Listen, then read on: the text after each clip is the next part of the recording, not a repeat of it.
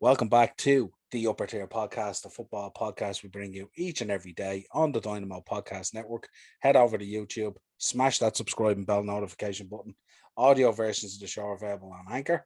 And if you want to contact the show, you'll find us on Facebook, Instagram, and Twitter. Joining me tonight, the man from the Monday Mashup and the Transfer Show and many other shows. Mark, how you doing, my man? How's it going, Well? Thanks for having me on, man. It's great to have you on. Sorry I missed Thursday's episode. No, not a bother at all. But tonight we're going to take a look at the road to Gdansk. We're going to have a look at both United and Villarreal's pathway to the final, and probably have a quick chat about how we feel the final is going to go. We've already done the Villarreal one with Craig. That'll be releasing next week. So we said we'd get you on to look at the United one. The path for United is a little bit more intriguing insofar as it started out in the Champions League, not in the Europa League. And safe to say, I think most United fans would agree that it's kind of, although you're in the final of a Europa League, it's kind of disappointing the manner in which you went out of the Champions League.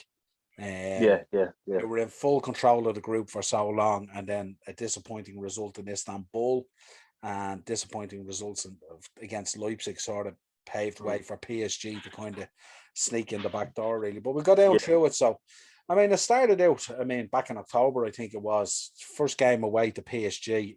Obviously, a very tough fixture to start the group with. But you went out there and you beat PSG 2-1 in a very good match. It was one of those games they got frustrated and they were, kicking and diving all over the place like they usually, throwing their prams out or their toys out of the pram. But to go there and get results like we found out, the previous season, remember Rashford's gone the last minute. It's very hard to do, but fairly rewarding when you get the results over there. Especially when they were last year's finalists. Like, you know what I mean? It was a big scalp to take so early in the competition. Then you moved on to a home tie with RB Leipzig, where you absolutely paved way to them with a 5-0 win. So this was United lay down a marker in the group. Big win against PSG and a massive win against Leipzig at home. And at that stage, you're looking at it from a United fan going, Jesus, we can top this group, if not finish second and go on to the next round. But obviously, as we'll talk about now, it didn't happen in that way. Yeah, then it was off an away tie to Istanbul, Başakşehir, which kind of showed a little bit of the soft underbelly that United still have. It was a poor performance. Sure, remember, was it Demba Ba's goal, the ball over the top, caught us on the counter, and it was like the world stood still. I couldn't believe he had that much space that high up the pitch. And listen, it's always tough going to Istanbul.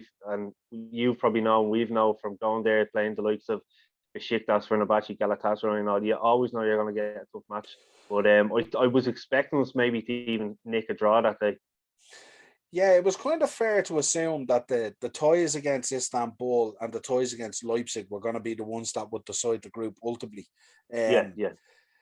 Then you go back home and you face Istanbul again, and you absolutely put them to the sword with a 4-1 win, which sort of kind of made up for the away loss and it's kind of put you in a decent position again. But then you kind of rounded out the group at home to PSG again. A poor performance. PSG well up for the game, winning 3-1 in the end, which on the face of it still gave you the opportunity to go out there in the last game, which was an absolutely fantastic game to round out the group. Leipzig edging you out 3-2, and thus United dropping down into the Europa League. I mean, at that point, it's kind of, I don't know how you feel about this, but I always find it weird. I mean, I suppose now that you're in the final, it doesn't feel kind of the same way. But it is kind of weird when you go over European competition and you get a bonus prize of going into another European competition. Yeah. Go ahead, yeah. No, I was just going to say, no, I've said it on here before. I've never agreed with it. If you get knocked out of a competition, you're knocked out. That's it. End of the road. You shouldn't be rewarded by being put in another competition. And then you look at the likes of the people in the Europa League, they probably say, well, what if we got knocked out of a competition? Why isn't there a competition for us to go into it then, I just don't think it's fair at all. Obviously, I'm not going to say no to it now that we're in the final, but I've said this years ago, I don't see how it's fair on other teams. Yeah, and it's kind of weird as well because generally speaking, in the Europa League, you have that kind of second tier of European teams, if you Yeah, like, you know, yeah, and yeah, all of a sudden they now have to face the failure of the top tier coming out of the yeah, Champions yeah, League. So it's yeah. kind of like, It's you know, if you take we, say the first round of toys was Ray. I mean, you drew Real Sociedad. I mean, Real Sociedad are sitting there going, but why should we have to play a team that's after dropping yeah, down from the Champions yeah, League when we've yeah, been playing away in the Europa yeah. League? You know what I mean? But I Exactly. guess, It's like we're being rewarded for failure. It's not yeah, fair, you know. It doesn't matter who you support as a football fan, you know, and you have a decent head on your shoulders. You know it's not fair. yeah, and especially I suppose when the prize as well is now a Champions League spot, so it gives an Exactly. Yeah. opportunity Yeah. for the second tier who not Mm, necessarily would finish like third or fourth in their league to step up hmm. maybe and have a chance of Champions League football the following season. So Yeah. it always kind of sits a little bit weird with me, but obviously when you get to a final, it's a different story, you know. So you Yeah. Of drop course. down Yeah. into the Europa League and you drew Real Sociedad, and at the Mm, time I looked at Real Sociedad. They weren't doing too bad. They were on a bit of a run, but mm. I know going into the toys with Man United, their form had dipped slightly. But up till Yeah. that, their form was pretty good, you know. So the away But leg really sorted it when you think about it. I mean, it was a it 4 did. 0 But you know, we won 4-0. But like the first 15 minutes, you know, Chelsea that could have had 2 or 3 goals. They had us on the back foot.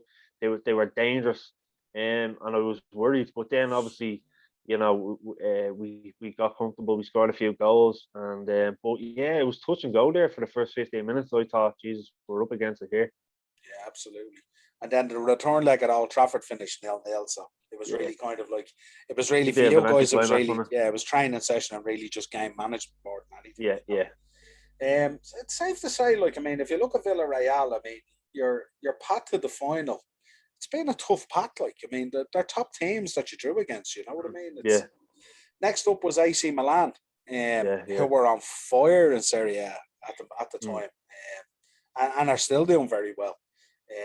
Got a good 1-0 win at home, kept a clean sheet to bring away with you, and the same score again in the away fixture. So yeah, it was pretty good. Now, Wasn't that 1-1 at home in Old Trafford? Remember, Milan scored a header a few minutes ago. Everyone was giving out saying Henderson should have saved it. Was that one? don't think so. I thought it was 1-0 and 1-0. I'm not sure though. Maybe you're right. You're I'm nearly probably sure right. Diallo Yeah, scored there. Milan scored in the 86th minute or something like you're that. right. It was You're a right. header from a corner, Yeah, and I just remember everyone was kind of saying Henderson should have done better with it. yeah, It was very close, you know, a yeah, header coming in from 6 yards out for a keeper. But yeah, no, yeah. even you know, when we went 1-0 up, we looked comfortable. Diallo scored a great goal, and you're thinking, Jesus, we're 1-0 up against Milan here. Just hold on to it, and take it over to the San Siro. But obviously, when they scored, Yeah, it advantaged them going into the second leg. Then you know. yeah, with the away goal. Mm. But then you had like, I mean, the performance over there in Milan was a very, Yeah, I the mean, one player that. go ahead, yeah. Sorry, go ahead, no, go. No, no, you go ahead, go on. Oh no, I was just going to say the one player when you say about the San Siro, the away leg that stood out was Pogba. Obviously coming on and getting the winner, but he just seemed to sure things up in midfield when he came on because we all know how tough it is playing against Italian giants like that, and they had Zlatan to bring on to bit of power up front end as well to put pressure on Maguire and Lindelof, but we seen it out, yeah. Yeah, I think when Zlatan came on, he didn't have much of an impact on the game either. And No, I no, think it was nearly like as if they were still playing him kind of half fit kind of thing, but yeah, they yeah. felt they needed to bring him on. Yeah, Um, yeah. He actually looked frustrated at times as well when the balls weren't coming up to him and stuff, you know. yeah, in typical Zlatan fashion. But then you move on to Granada, and these have been the kind of surprise package this year in terms of the competition. Yeah, yeah. They've done so well, um, but then you eventually come up against a team that has your number. You, the dream eventually ends. It doesn't generally always go all the way to the final. Yeah, Um, yeah. It was it's a tough tie because like you said, they were the unknown quantity. And we knew about some of the players that they had, but it was still a tough game. And again, that first leg over there, for the first few minutes, they had us on the back foot. They could have had 2 goals in the first 7 or 8 minutes. And again, I was thinking, Jesus, here we go again, yeah, Um, But your man Soldado up front was always, I think he hit the side of the post in the second half and stuff. They created some chances, Granada, but not enough for me to kind of think in the second leg we were going to have trouble. Yeah, and in fairness, they played well at Old Trafford as well. Like, they gave you a bit of a game, you know. Yeah. So then after, your reward for that then is you move on to Roma. Oh, yeah. And the craziest game of football, 2 legs of football you'll ever see in your life. Like, I've never seen that like it. Like, we knew that Roma kind of leaked goals because they've been leaking goals during the season as well and stuff like that. And I was watching the game and I was thinking, you know, at 4-2 or at 5-2, they might still have a slim chance. But at 6-2, it was kind of dead and buried, wasn't it? I mean, they pulled back 4 goals. And the thing about it is, you knew going over to Roma that you were still going to score because they were very leaky, you know what I mean? So it's not like... But it's probably like you when you're training with the lads in Greystone. So it was just end to end. Like, it was you go forward, we go forward, you attack, and you're just looking going, when's this ever going to end? Like, the second leg, standout player for me was David De Gea. He pulled off some world-class saves. But Roma, like I've said it on here before, they were well worth their win in the second leg in that game. And we were very, very lucky to go through. Yeah, it was nearly like an indoor game, wasn't it? No midfield, and we've banished the offside rule, and you could just go for it, you know. It was just madness. Great for the neutral, neutral, yeah, absolutely. Yeah. But you know, it was just, my heart was in my mouth, and I'm sure Darren and Anthony were the same when they were watching it. But like, again, Cavani was absolutely immense over the 2 legs. It just showed the experience he brings to the team. And that time, remember, the Roma player was squaring up the Greenwood, and Cavani was the first one in there to sort it out. It was brilliant to see. Absolutely brilliant. That was kind of the timing of Cavani. He was doing really, really well for you in the matches and stuff like that. He come back into really, really good form and stuff like that. And he's when he's on his game, there's not too many that can touch him, you know. Oh, he's 1 in a million. Like, and I've talked about it. Like I said, his movement in the box is just second to none. You won't find it anywhere else. And like I said, he's bringing on the likes of Greenwood. And in that game, when he stuck up for him, it just showed how his character. Yeah. So at the time of this is happening, obviously Villarreal are off doing a very professional job on Arsenal as well, making their way to the final. I was kind of disappointed Arsenal didn't make it. You know what I mean? I would have liked a United Arsenal final, just to match the Champions League one. You know what I mean? In terms of Premier League teams, but Villarreal are kind of with Emery. It's, you know, he loves this tournament, and they're kind of fearless in the way they play. Craig had said to me and all that, like, they play for each other, they battle for each other like a team, even though they're a young enough team and stuff like that. But they have some really good talent in there that what they lack in skill, they make up for in work rate. Definitely. What's your overall thinking on the final? It's going to be tough, you know, from the back in Torres up front in your man Moreno. They do have quality players. You know, they might be quality in different ways to other teams in Spain, the likes of Madrid and Barcelona's. But you know, they're going to be it's going to be an interesting game because, you know, we never, Emery's been hard to play against. You know, we never bet him when he was Arsenal manager. He's obviously won the competition 3 times. I think it's a joint top as a manager. I think Trapattoni's won it 3 times as well. It's just to do them. So it's going to be really tough. It's just how we start. If we start like we did against the other 2 Spanish teams in the build up to the final, we're going to struggle. We are going to struggle. Will Harry Maguire be fit? You know, I've been very critical of him all season, but then you take him out of the team and you realise he's actually, you know, one of the biggest foundations in the team from the back. Hopefully he can be fit. You know, seeing him in that race doesn't look too kind of optimistic. It doesn't look good at all. So, and then you're seeing how Boye plays. I was surprised. I thought Zahavi would have started on Thursday against Hughes, but I don't know. It's going to be tough. Like I said, they have is it Alcacer as well or something like that up front with Moreno. Moreno's been outstanding. He's been one of the best players in the competition this year. What a finisher, Noel! What a finisher! If you've seen his goals, like, it's just he's you know, that's just so natural to him. And your man Torres at the back, the left foot, he pings some of them balls up like Van Dijk does from the back. It's unbelievable. I think he's only, 23 or 24 as well, you know. And a target for Man United this summer, by the way. Yeah, exactly. Man United are looking at Pau Torres, could be a little scouting job, Ollie, hand over the shoulder a full time. Come and talk to me here, you know. Or hand over the shoulder at half time and say, you know what should be doing here now, don't you? That's it, exactly. You know what I mean? Don't be doing stupid things there now. Yeah. But like, Villarreal have beaten like Dynamo Zagreb, Dynamo Kiev, and Salzburg and all on the way. Like they're tricky enough. I know on paper we had the tougher running, but they're tough games to go and win over 2 legs, you know. So they're gonna be very dangerous. Yeah, I was looking at the build up with Craig, and the interesting thing about Villarreal is they didn't give it away. I don't think they gave away a away goal when they were away, if you know what I mean. They kept all clean sheets on their travels, which is very, very impressive in the tournament. Big time, and don't forget, they only conceded against Arsenal that penalty. That was a Pepe penalty. So they didn't concede against Arsenal local play in the 120 or 120 minutes or whatever it was. Sorry. Yeah, but, it's been pretty tight, and they've also been able to score goals. I mean, most of the matches they played in, they scored at least 2 goals. You know. Well, I was looking at the 2 strikers. I was just watching clips of them. Like the link up that they have, it's kind of old school. You know, that type of way. Yeah. That you don't see many. You know, a lot of play one up top, and you don't see many playing off them. But they are going to be really dangerous. And like I said, especially if Maguire isn't fit, that's going to be the big call.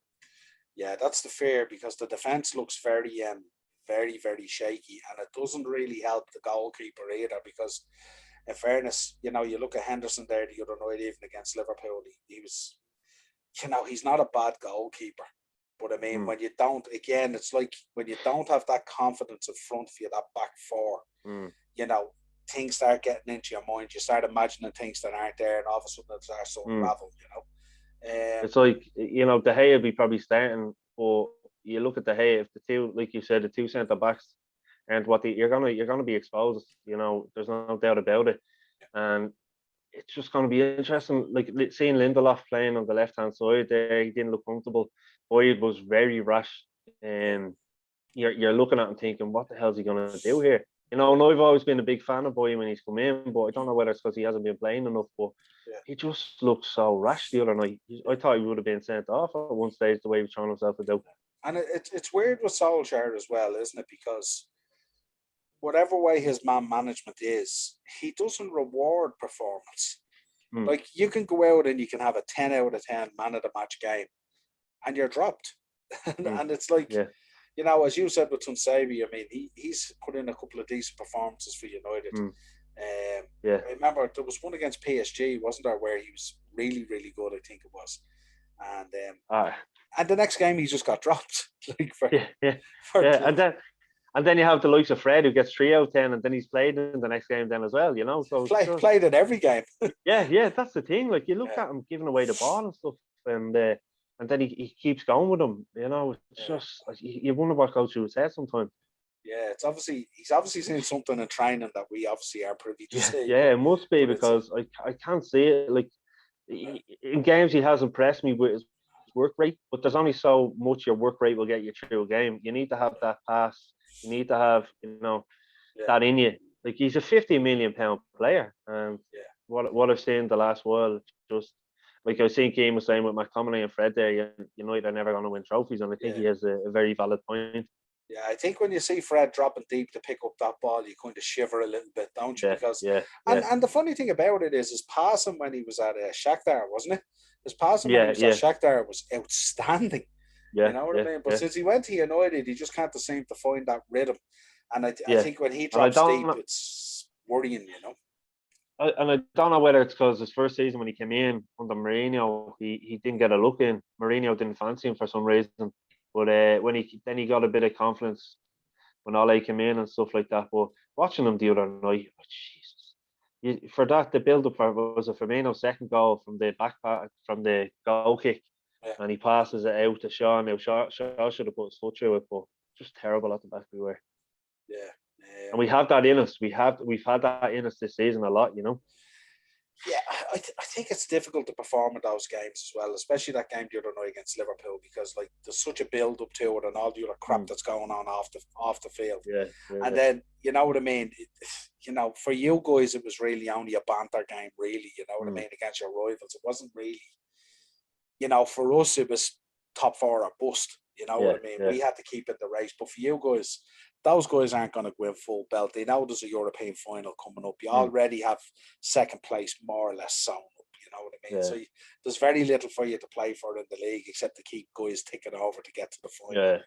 You know what I mean? But it was schoolboy errors there on Thursday night from some of the lads. You're looking at it going, like I said, Shaw should have just put your foot through it.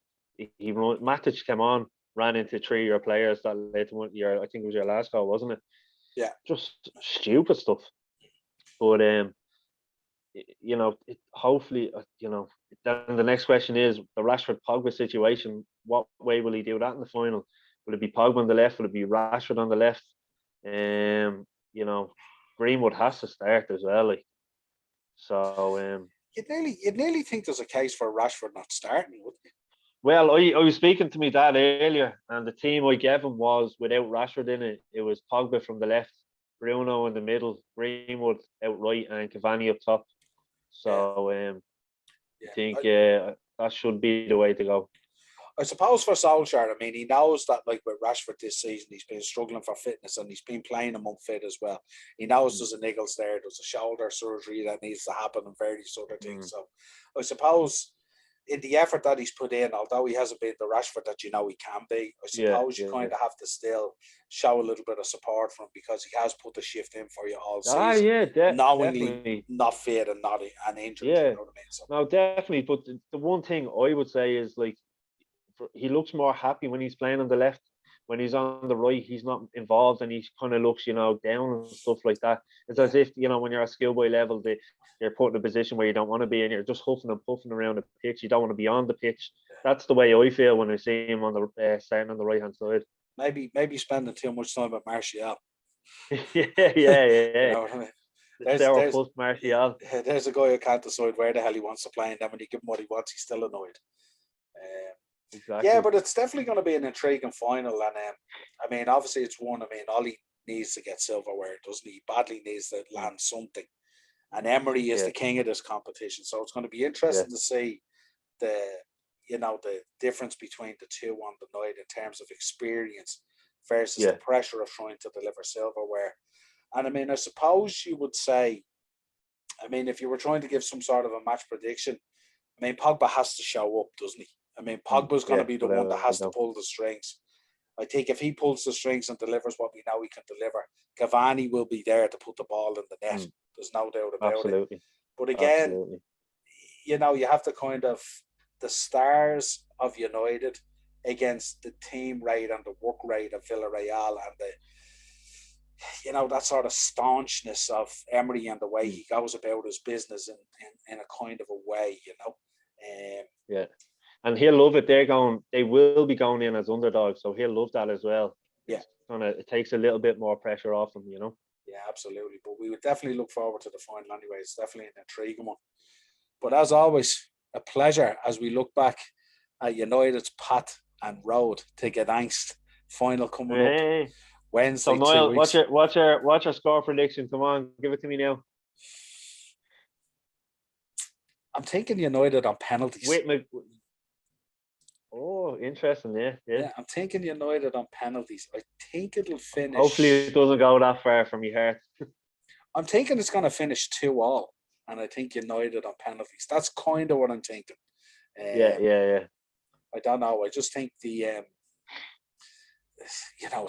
have to deliver silverware at this stage. Don't there are questions that have to be asked, especially in the second tier down for United. But yeah, absolutely. As always, Dynamo Podcast on YouTube. Head over there, smash that subscribe and bell notification button. Anchor for audio versions of the show. Mark, a pleasure as always looking back on the European season. The road to Gdansk. Come on, United. Talk to you again soon. Cheers, bud. See you later. Take care, Noel.